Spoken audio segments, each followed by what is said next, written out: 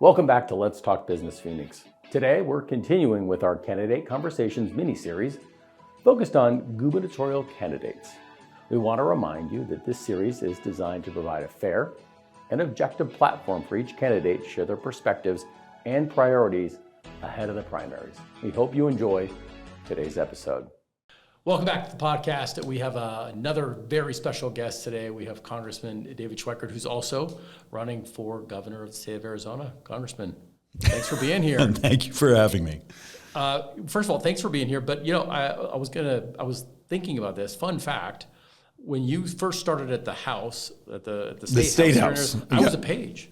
Really? I don't think you know that. No, you're joking. I know all the David Schweikert secrets, by the way. So yes. Yes. So we go back a long way. I think it was 1990. In 91. I was there probably 1994. So you were the whip, I think. Yeah, I was the majority whip. Yeah. And that's impressive. Well, I was 30 years old and had already become the majority whip. And it was because I was so tall and good looking. It had nothing to do with the fact ASCAM had happened and about 10% of the legislature had been taken off to prison. They were gone, yes. Yeah. Well, it's cool that we go back that long. But maybe for the few folks out there who maybe aren't familiar with you, talk a little bit about who you are. And then I think what's more interesting for folks here, maybe this fun fact idea that something about you that we wouldn't know, that's not on your bio, that's not widely known out there. But why don't we... I'll give the floor over to you. All right, let's do the typical, resume. I grew up right down the street from this studio. All right. Went to Sorrel High School here. My undergrad at ASU. I am 64. My wife's my age, and we have a 3-year-old and a 10-year-old we've adopted. Greatest thing ever, but they are remarkably loud. And I'm sure active. Oh. And there's just a great story of adopting a little girl and the same birth mother 3 years ago, getting a phone call, and he was in really rough shape, and he's perfect today. So that's joyful. Did 2 terms in the state legislature. Was very lucky. Moved up to leadership in my second term. Was that under Governor Hall, I believe? Well, at that time, Speaker Hall. Actually, Symington. That's right. And when you first got there, correct. And Speaker Hall was our first 2 years. Okay, let's do a little bit on this because I think it's important that people understand how ugly things have been in the past and how ugly they can get. 91, 92, the Democrats actually controlled the state Senate. That's right. People forget that. Right. We had ASCAM. We had the Keating Five. We had the RTC. We had the collapse of our SNLs. The Arizona was a mess. Our budgets had collapsed. We didn't have enough money to even cover healthcare costs. Maricopa County actually, in the ending part of that, actually was on the verge of having to float warrants. They didn't actually have the cash to cover payroll. We had to do a little swap with the state. People have no concept how ugly. That was 91, 92. We take back the state Senate as conservatives. Oh, you're saying there's a connection here? Well, taking back the... We took back the state Senate, so in 93, 94, Mark Killian becomes Speaker of the House. I become the majority leader, and we do this crazy thing. This is one of my fixations running for governor. We built a plan. The day after the election, we grabbed Governor Symington, we grabbed Green, who became the president of the state Senate, Mark and the whole team, and we locked everyone in a hotel room for like 3 days, and we wrote a plan. And no one had social media. Well, it wasn't leaking things while you were trying to get things done. Yeah, I mean, there were reporters all huddled outside waiting for someone. But the important part here is we wrote a plan. We're going to do this. We're going to cut taxes. We're going to build charter schools. We're going to do concealed carry. We had this whole list of things, and we're going to do it all in under 100 days. Previous 2 years, we went 2 of the longest sessions in state history. The next 2 years, we had 2 of the shortest sessions in state history, yet 2 of the most productive in Arizona history. And it's a proof that the difficulties, I hate using the term clown show that often it becomes, where it's more theater for social media. Build a plan, build an agreement, write the bills, first day, introduce the bills, do the budget, do whatever else is necessary, and go home. And you can do that. And so I did the 2 terms, left, became the chairman of the Board of Equalization for the state, which was fascinating. You're the administrative tax court. Right. And from there, went back to the family business, did our investment businesses, but within there, became the Maricopa County treasurer. Correct. Loved that job. In many ways, I think back that for having county government's unique because you can keep your business, keep working over here, and still hold this. And I will tell you, I believe in my 5 years there, we brought a revolution. You kept coming back to public service. Well, and then J.D. Hayworth lost to Right. Harry Mitchell and turned to my wife and said, let's do something stupid. And we were lucky enough to get elected, and now I'm the dean of the congressional delegation. So I'm it sometimes makes you feel old. But I've been in Congress 16 years. I'm number 4 in Ways and Means. I chair oversight. But my great joy is I also chair the Joint Economic Committee. I could see where that would be up your alley. Oh, it is. I have like 6 PhD economists. We do the economic projections and modeling for much of the country. We did some of it for Doge and other things. And it gives you a real insight on the demographics, the budgetary, the interest, the realities of what's actually going on. And it's one of the reasons I'm so intensely frustrated with Congress, because we'll do a presentation saying, here's what's going on, here's our piece of legislation to fix what's happening in Medicare Advantage or this and that. And I can't get other members of Congress to even co-sponsor something that saves $2 trillion over 10 years because it doesn't fit the political theater. Well, I won't editorialize. I don't disagree. And we're going to get to that. Something about you that we wouldn't know. Welding is my hobby. Welding. I have when my wife is the baby of 10, of all the brothers, every single one of them is a welder. I had to learn to weld. It's a good skill set. No, I didn't say I was good at it. But I had we're not to. gonna So I get have you a to whole. I have a Palo Verde whole. anytime I have a soon. whole gas and Meg and everything all set up Yeah. at my house. But I had to learn and invest in welding and get reasonably good at it. So if you ever see my house, I welded gates and all these things, and that was a requirement to marry Joyce. Well, yeah, this is good news. My brothers-in-law and I bought a '67 Volkswagen Bug, but it's all for a race. The car can't cost more than $500. Okay. So it's missing some floor pans and things. So maybe we're gonna have to come over to your house and get those floor pans. You know, the crazy thing, I have neighbors. The best one is the Democrat neighbor down the street who about once every other month is knocking at my door with something he needs welded back together. And happy to do it. Don't know if I have his vote yet, but I can at least do his welding for him. Well, let's go to that. Obviously, you're a well-known commodity in Congress. You're very respected, not only just in Arizona, but nationally for the work that you do. Why are you running for governor? Washington is so dysfunctional, and I believe so dishonest about the numbers. I don't think I can save them. And my intense frustration, one of the second reconciliation bill, this is a little geeky, I was supposed to substantially lead. It was going to be a bunch of pay-fors, fix a whole series of what I consider just rampant. I'll use the term corruption. Okay. Where it's our fault. We wrote the legislation so poorly that it's able to be scammed. Okay, bill came out to about $3.3 trillion of savings over 10 years. You get back from August break, and the leadership and others say, David, it's too hard. We'll have to take on too many lobbyists. There'll be too many people cranky, and we're just not going to do it. It was an agreement.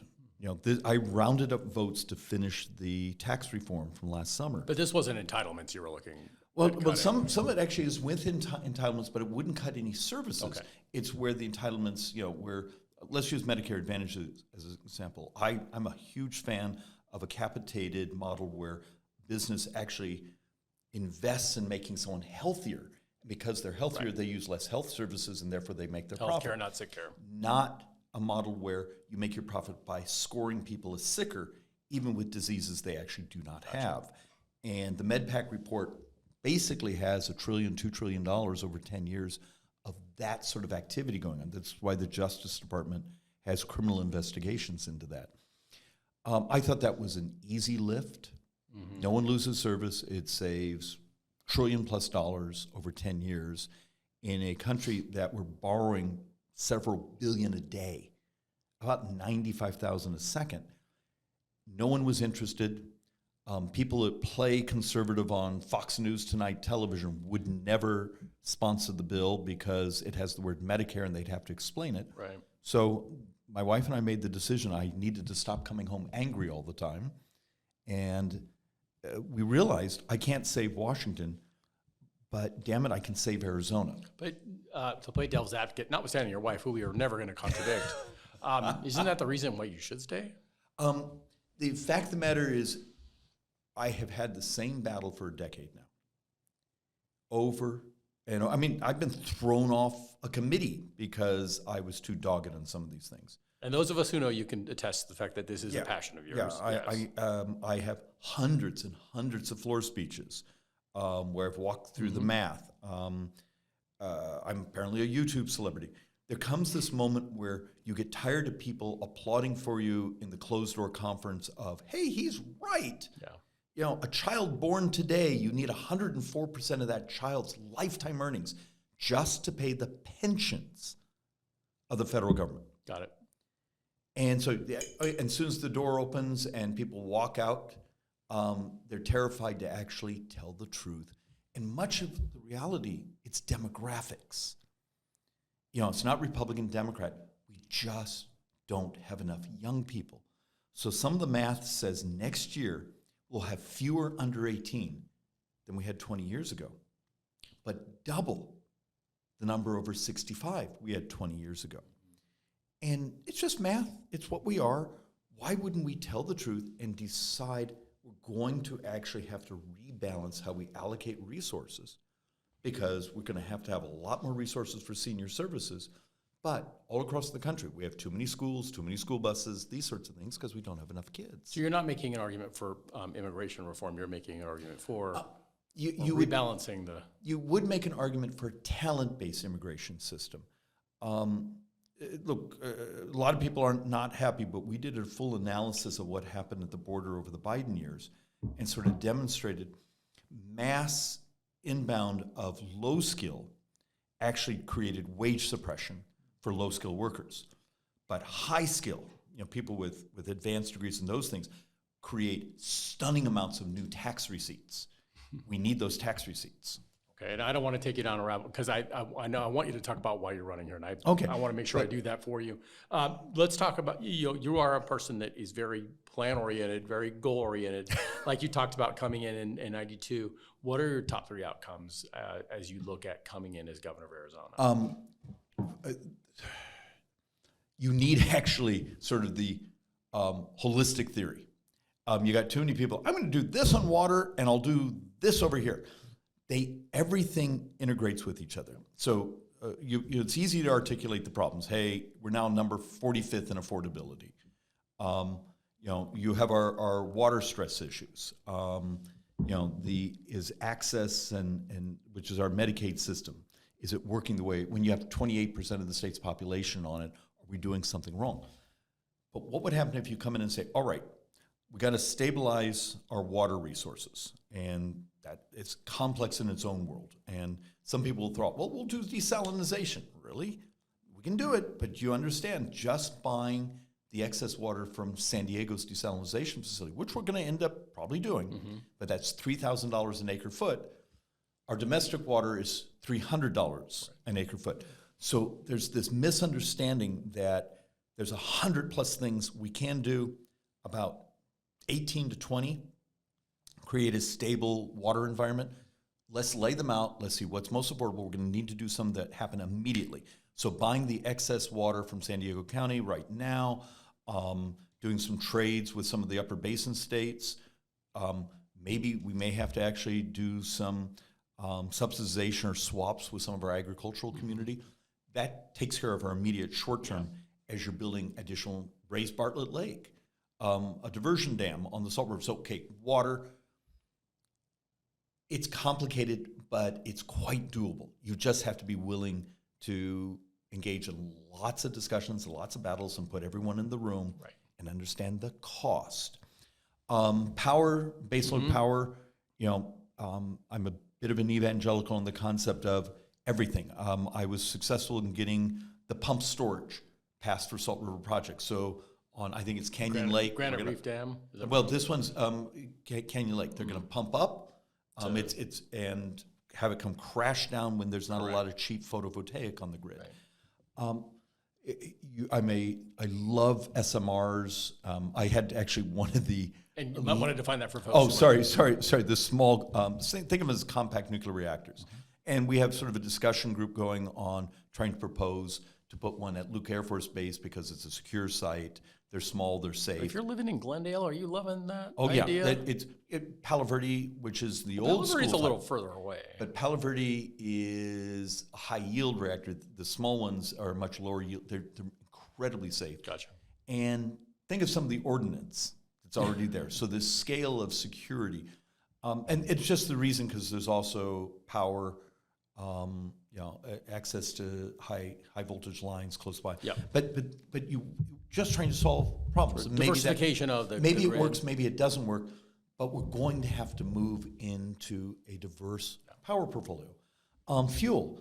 One of my passions for the last couple of years is getting some new pipelines coming in from Texas so we can offset the refineries being closed in California. Oh, you're about gasoline then? Sure. Sorry, distillates if we want to be fancy people. Sorry, it's just when you go to the meeting, all the Texan guys, you mean distillates. Okay. So, all right, it's whatever you want to call it. We just need more of it in Arizona. So, okay, there's a portfolio there for stabilization. That helps stabilization of the economy so we can keep growing. Now you have to evangelize. We want every great business moving here.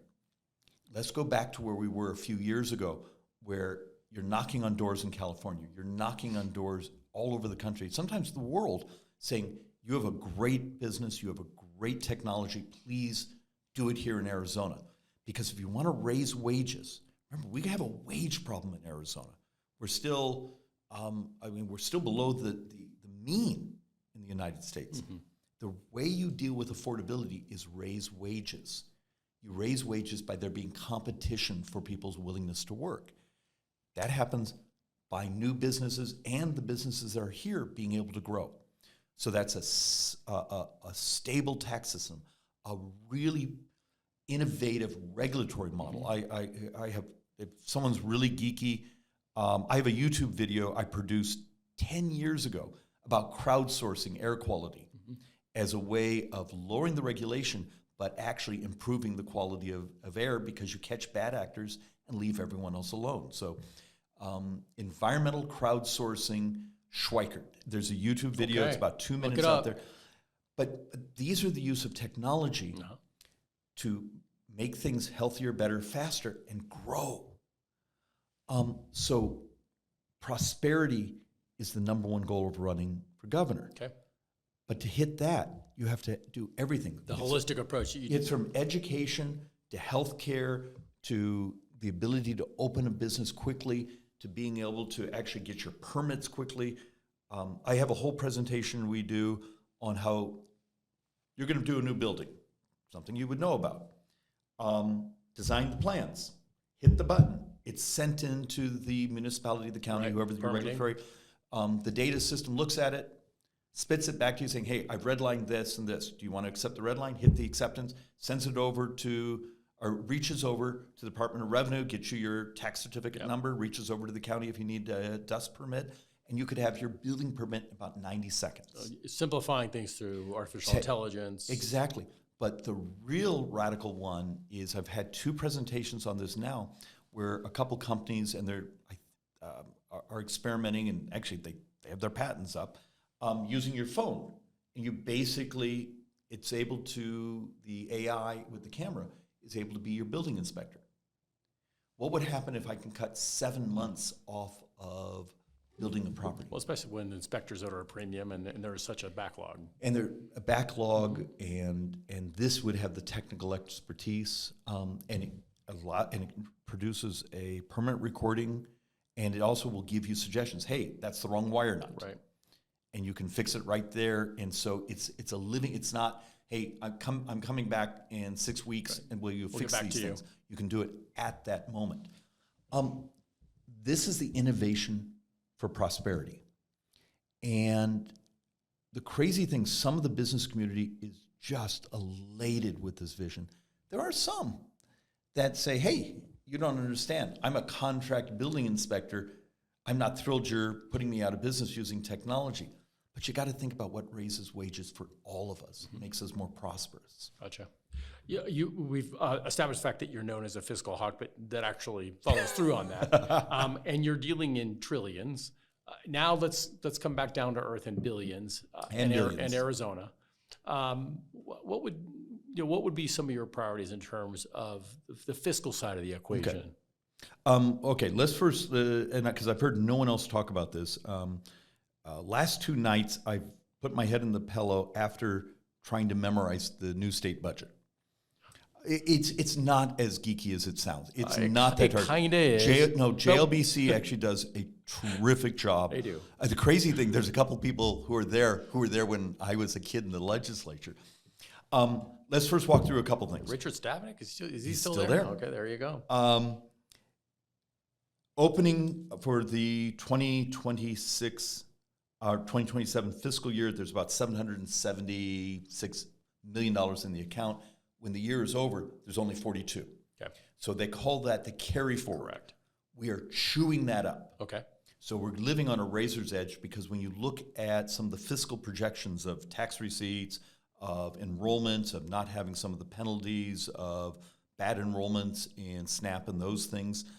But when I define SNAP for folks. Think of it as programs where nutrition support for poor, some of the infrastructure we have for the less fortunate in our state, that's often we put up, on many of the programs, we put up a third, sometimes less, sometimes more, and the federal government puts up. So they're partnerships with the federal government, for those in tough shape. And we've been out of compliance because of our error rates being far, far too high. Okay. That's significant. Yeah. But my only point I'm going is whoever becomes the next governor,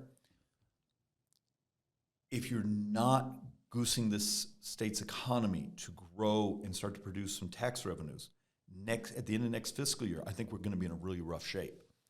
So how do you actually adopt policies, procedures, technologies that when you get in that fiscal stress, you've actually made government so much less expensive, so much more efficient? I speak often of how we could take access, which is about 28% of the state's population, and help our brothers and sisters there get healthier. So they're much dramatically lower utilizers. Incentives, so you stop using the emergency room as your doctor, the urgent care, or as my preference is, because telehealth is substantially my baby. It's my legislation that the nation now uses. Use telehealth in ways we can help that huge population. We're talking a couple million people, and give them access to the healthcare with much lower cost to all of us as taxpayers. Take a little time to implement it. There's some data that's a little uncomfortable to talk about of how much of our Medicaid system, the population is obese, morbidly obese, helping them get healthier, changing the way we deliver food, nutrition support, some gamification of don't go to the emergency room, go to the urgent care center, use telehealth, walk, do this and that, and other things we can do to mitigate obesity. So just because I know you are kind of a geek, have you done the math on whether or not it would in our third year, we have a calculation coming out. Hold on, whether or not giving access to folks on access GLP-1s would actually net a savings. Oh, it's a massive savings now, and President Trump gets a remarkable credit. Think of this: we went from $1,200 a month last year to a Medicaid system being able to probably get it $50 a month, the tablet version. But you don't just want to be sticking a pill in someone's mouth. It's got to be lifestyle and health. But the morality in this, remember, I don't like policies that don't have ultimately a societal value. We tell people we're loving Christians, and then we don't act like it when we do policy. The morality of having a society where you can get healthier, come back into work, get a job. Some of the discussion of some of these programs, how about we're going to put you in the programs, but we're also going to give you some job training. But the job training is you're going to be working at the local library, at the state government, answering the phones, doing these things. Because just building the lifestyle of I wake up and I show up, that structural ability to change that. One of my absolute fixations is taking on fentanyl. And if you've ever seen my presentations on that, the rest of the country, fentanyl deaths have been falling. Today, 5 Arizonans will die of fentanyl. Our numbers have basically not gotten any better, even though the border's locked down. We should be ashamed of ourselves.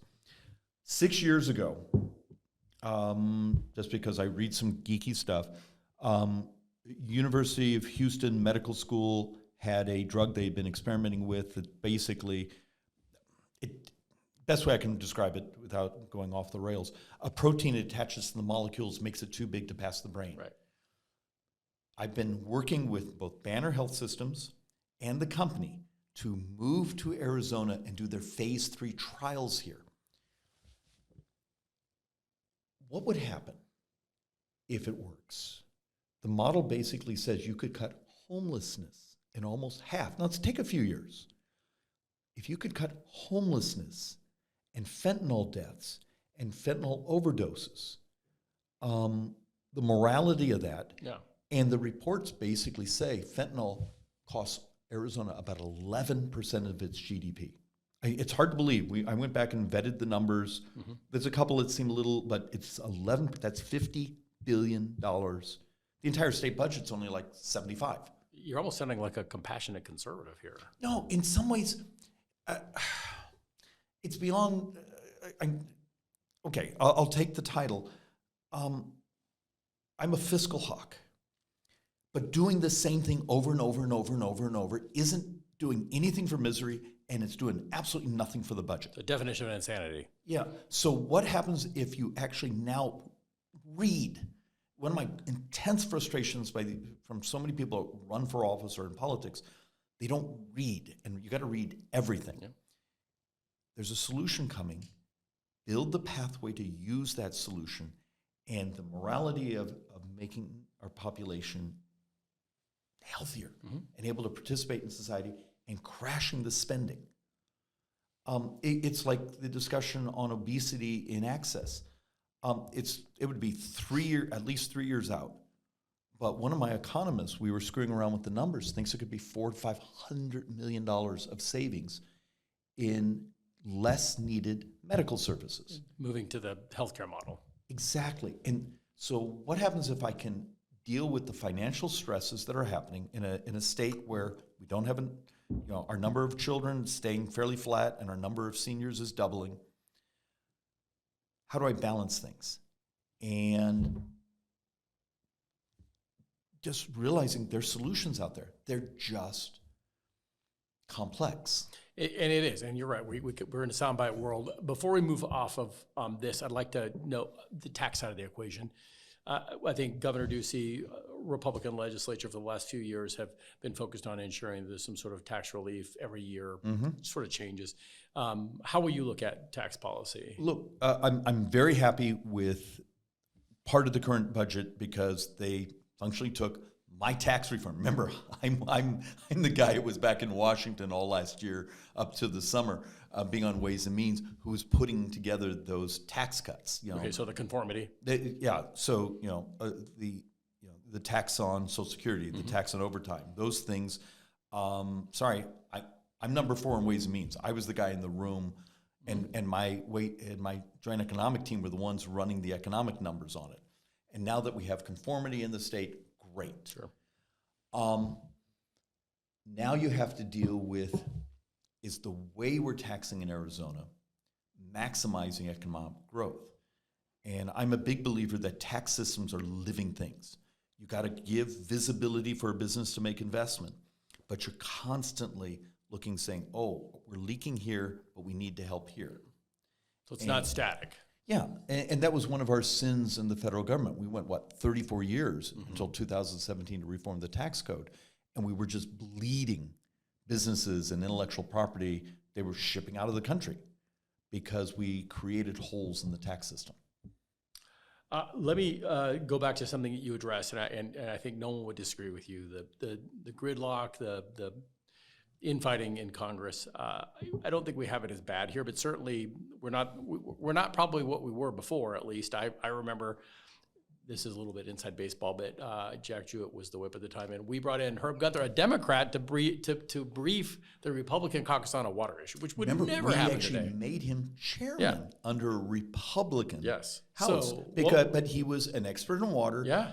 And I'll forgive how I'm going to say this. He was a normal Democrat. Yeah. He was an old school Arizona Democrat. Yeah. But that couldn't happen today, probably. Well, how would you look at this idea that you at some point you have to start working together? You work with everyone on their expertise and give them respect and listen to them.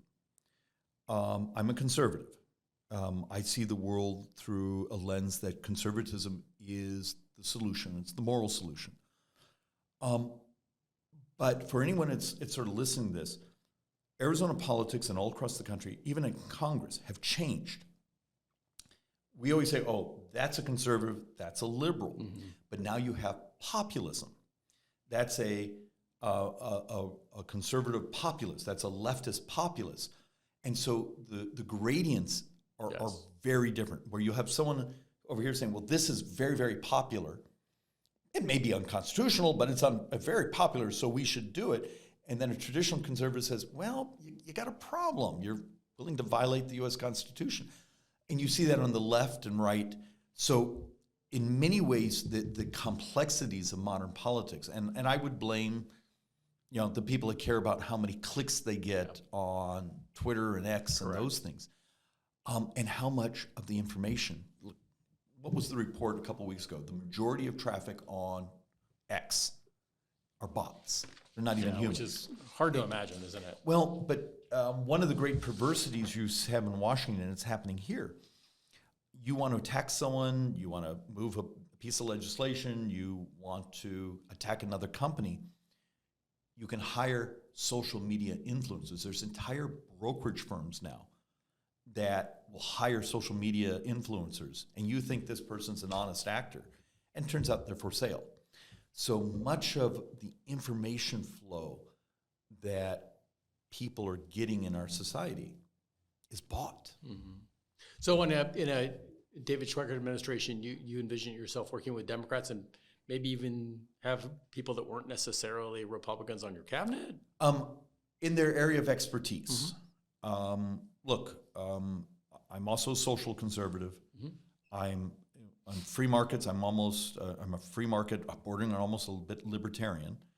I do believe technology. You have to have. One of my weird concerns is finding the talent that's willing to help me revolutionize, modernize government. Can I give you okay? Yeah. Can I take us down a little rabbit hole for an example? I want to make sure we have enough time. We have a few more questions. I'll go really quickly. You're the governor. You have counties, cities, states, irrigation districts, tribal communities, salt river projects, all these. How many of them have an earth grader or a paint striping truck? Sure. Why does every taxing district, Maricopa County actually has 3,300 taxing districts. Now, many of them are just tiny, they're lighting districts, those sorts of things. You and I could write a simple app, put Maricopa County Association of Governments in charge, and say, list your assets. And that asset could be, here's my flood control engineer, and when that flood control engineer has excess time, or the earth grader, or the paint striping truck. And you basically say, hey, I'm Peoria, or I'm Carefree. I need an earth grader for 2 days. Do you go sign a contract? Do you buy one? Or do you just use the co-op? There's ideas like that where you take the assets that are held by all these levels of government and make them available to each other. you're going to need someone that has vision to saying, I am going to work with these municipalities, the coordinating groups, and say, we're going to revolutionize how we use the assets we hold here in Arizona for each other to benefit the taxpayers. I'm hearing more skills-based type of approach that obviously has a root in philosophy. Well, in a lot, Arizona has a lot of freaky smart people. Not many of them want to deal with the brain damage of working in government. I won't editorialize it. But, speaking of skills, one of the things we're really focused on at the chamber and the foundation is workforce. What would be your approach to ensure and you talked about this a little bit on the immigration side, but what would be your approach to ensuring that we have people that are trained and that are going to meet the needs of high tech, that are going to meet the needs of business and everything in between, as well as the K-12 system, which I know you're very familiar with as well. And I'm passionate about this. We're actually on the cusp, I think, of some great, if we can just close sort of the deal. The optionality of, simple example. My plumber makes more money than my vet. The way I know that is they're married to each other, and she's really angry about this. Now, he works very, very hard, but he's actually an EVIT. Mm-hmm. He basically, that was his high school graduation. And they were basically high school sweethearts, and she went on to vet school, and he makes more money. But it's an example of what happens when the skills needed in a society, particularly when you actually have somewhat of a shortage of young people coming into the economy. How do you make sure everyone has optionality? Right. It's just like my fixation of those who are, in sort of some of our welfare systems and those things. We're able to help draw them also back into the economy. Something that's going on right now, Wall Street Journal, front page, 2 weeks ago, talking about the amount of back office jobs we have produced here in Arizona. 15,000 that are gone today that were with us just a couple of years ago because the call centers, the back office accounting has now been automated. Yeah. Do we now have another population there that we need to draw in with new skills? We have community colleges, we have trade schools, we have these things. We need to make it much more seamless. ESAs, if I'm in high school and I want to actually be able to do some of the skills base in the community college and these other things, making it so it's just a continuum and not just sort of walls where static. Yeah, you hit the wall and what do I do? A more radical question though is we have a couple amazing, three amazing universities. Is it time to actually challenge the leadership of those universities, of the Board of Regents, saying we need to modernize, and it will upset some of the accreditation organizations. I want to be an Oracle database administrator. Sure. That's 2 years. Mm-hmm. Do I need to first go get a 4-year computer certificate and then get trained for 2 years? That's actually how the structure is substantiated the credential today. Side of the equation. Yeah. We may need to rethink how we credential so we actually have that modernized, skilled workforce. And these are sort of the traditional barriers that stop it. Got it. And I'm glad you mentioned the universities. There was cuts at the university level in the budget, which I know you looked at. What about the community college system? What role would that play in? We have it's huge. The Maricopa County Community College System. And having been the county treasurer, remember, I got to see the money. They're actually remarkably good. I think it may be time for the next generation of flexibility.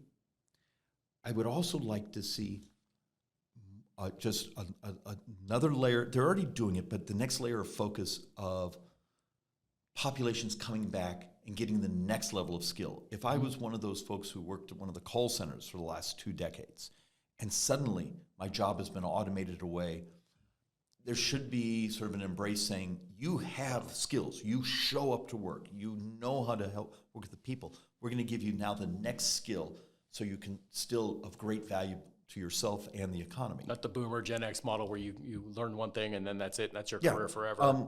Latest model basically says, my little boy, when he enters the workforce, will have 5 completely different professions. Which is scary, but also exciting. If the speed of technology is going to keep tightening and tightening, so we're going to double knowledge. You can check your search engine. There's a report out that says medical knowledge doubles like every 73 days. Why would you think that skills needed to stay in the economy also don't change? No doubt.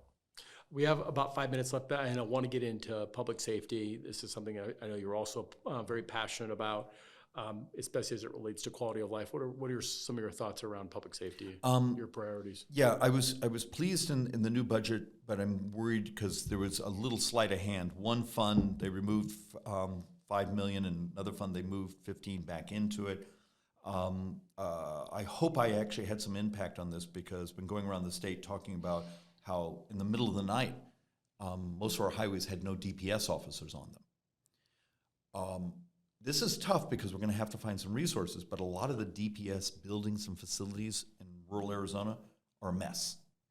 We're going to have to invest in some sticks and bricks.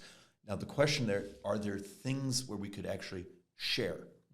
Is it okay to reach out to the county sheriff and say, can we buy, rent, lease some spaces? So your idea of this co-op thought that you had earlier. We just don't have a choice.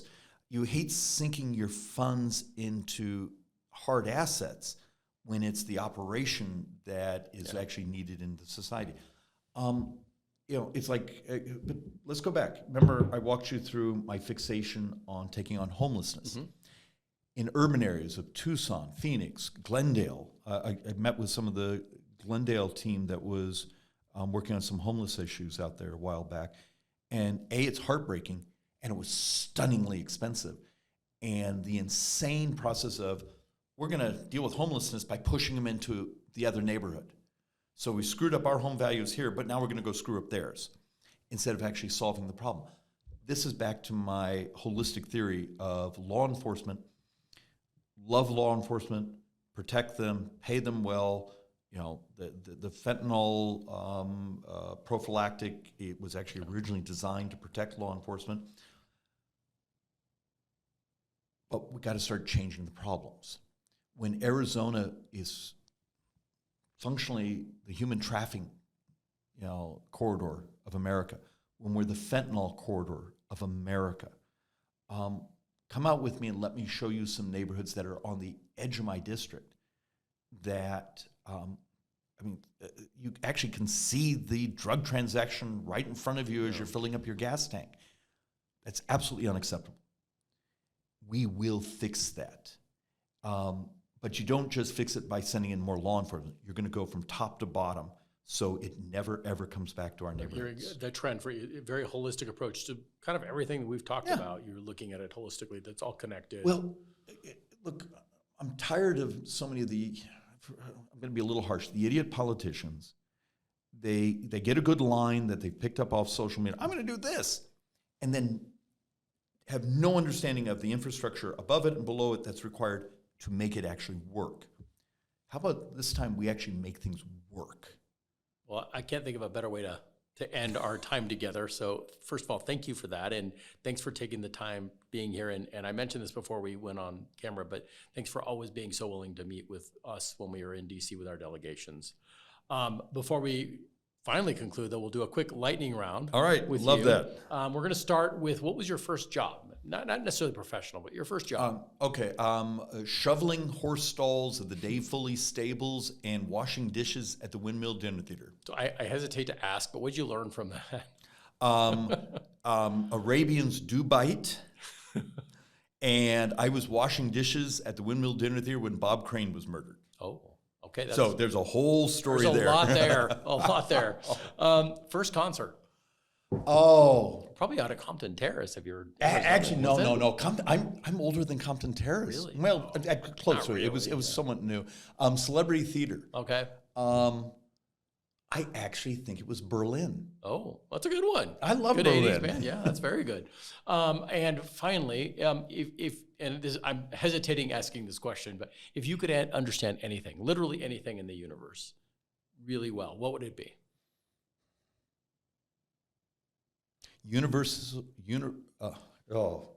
Expansion theory of the universe. Okay, enlighten us. No, it's just there's a Meaning that what are we expanding into, or? No, it's just a physics problem. And the only reason is I had this fantasy. I was smart enough to, be a quant, be a physicist, and I obviously wasn't. I do this now. But there's a lot. I actually, it would be something really geeky like that, or to truly understand my wife. One or the other, I'll take. Probably expansion theory might be easier. Well, thank you again. Really appreciate it. Thank you for your commitment to the state and to our country, and we'll look forward to having you back again. One of the reasons I think the world of you, I love your organization, I love my chambers, is growth is moral, prosperity is moral. Let's actually just fixate on making people's lives better. There we go. More to come. All right. Thank you so much. Thanks. All right. Thanks for tuning in to Let's Talk Business Phoenix. Now, if you enjoyed today's episode, be sure to follow or subscribe to our channel so that you never miss an episode. We're glad that you could join us, and we look forward to seeing you next time.